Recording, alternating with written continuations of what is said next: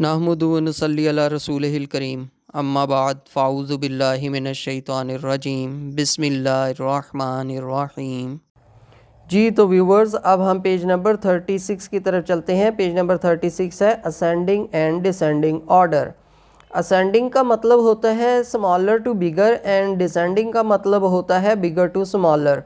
आसान अल्फाज में हम कहेंगे असेंडिंग का मतलब ये है छोटे से बड़े की तरफ हम नंबर की तरफ हमने जाना है, और डिसेंडिंग का मतलब बड़े से छोटे नंबर की तरफ। Go up the stairs. Sana has written numbers from 5 to 11 going up the stairs. This is called the ascending order.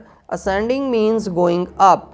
कहते हैं सना ने काउंटिंग लिखी है 5 से 11 और वो नीचे से स्टेयर्स से शुरू हुई है और ऊपर तक वो काउंटिंग अपनी लिखती जा रही है। यानी ये देखें 5, 6, 7, 8, 9, 10, 11 ये उसने असेंडिंग में अपनी काउंटिंग की है। ठीक है, अब गो डाउन दी स्टेयर्स। अब क्या, Sana has now written numbers from 20 to 15 going down the stairs. This is called the descending order. Descending means going down. अब क्या हुआ, कहते हैं सना ने स्टेयर्स पर 20 से 15 तक नीचे की तरफ, ऊपर से नीचे की तरफ काउंटिंग लिखी है, और इसको डिसेंडिंग ऑर्डर कहते हैं। डिसेंडिंग का मतलब क्या है, गोइंग डाउन। यानी ये देखें उसने 20, 19, 18, 17, 16, 15 ऊपर से नीचे की तरफ या बड़े से छोटे की तरफ उसने काउंटिंग लिखी है। ठीक है, अब इन दोनों मिसालों को लेते हुए हम आगे क्वेश्चन सॉल्व करते हैं। Right 11, 6, 15, 9 and 18 in ascending order. कहता है ये कुछ नंबर दे दिए हैं, इन नंबर को आपने असेंडिंग ऑर्डर में लिखना है।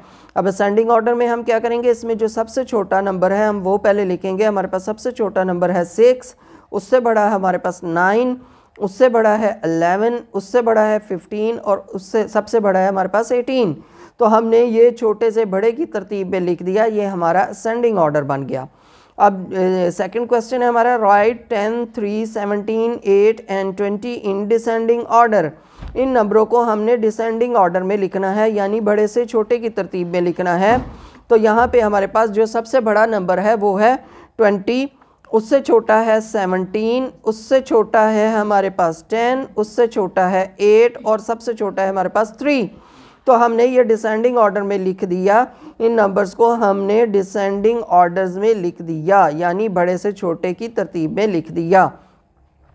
अब हमारा पेज नंबर 37 है। 37 कह रहा है काउंटिंग इन 2 पेयर्स, 2s यानी 2 पेयर्स में हमने इसको लिखना है। कहता है दिस इज़ राहील, ये राहील है। He has a new pair of shoes, इसके पास नया जूतों का जोड़ा है। ही हैज़ 2 न्यू शूज़, उसके पास 2 नए जूते हैं।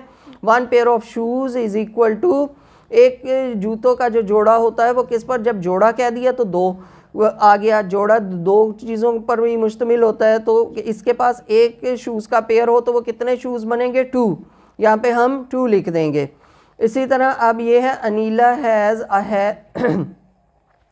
Anila also has a new pair of shoes. Anila के पास भी नए जूतों के जोड़े हैं।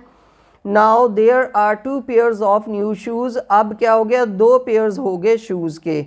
तो 2 pairs of shoes is equal to इतने शूज़। 2 पेयर्स अगर जूतों के हों तो वो कितने शूज़ बनेंगे, देखें 1, 2, 3, 4 शूज़ बनेंगे। इसी तरह महीन हैज़ न्यू शूज़ 2। महीन के पास भी नए जूते हैं। Now there are dash pair of shoes. अब कितने पेयर ऑफ शूज़ बन गए, 1, 2, 3 पेयर्स ऑफ शूज़ बन गए। There are dash shoes all together. Total कितने शूज़ हैं, 1, 2, 3, 4, 5, 6 शूज़ हैं आल टुगेदर। इकट्ठे कितने जूते हैं, 6 हैं। और 3 pairs of shoes is equal to dash shoes.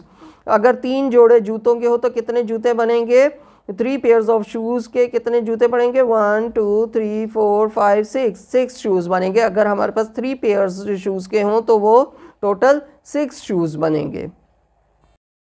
जी तो व्यूवर्स, आपको अगर ये पेज अच्छी तरह समझ आ गया हो तो मैसेज सेक्शन में मुझे ज़रूर जो है आगाह कीजिएगा, ताकि अगर इसमें मुझसे कोई कमी कोताही रह गई हो तो मैं उसको नेक्स्ट अपनी वीडियोस जो आ रही हैं उसमें दूर करके उससे ज़्यादा से ज़्यादा बेहतर बनाने की कोशिश करूं।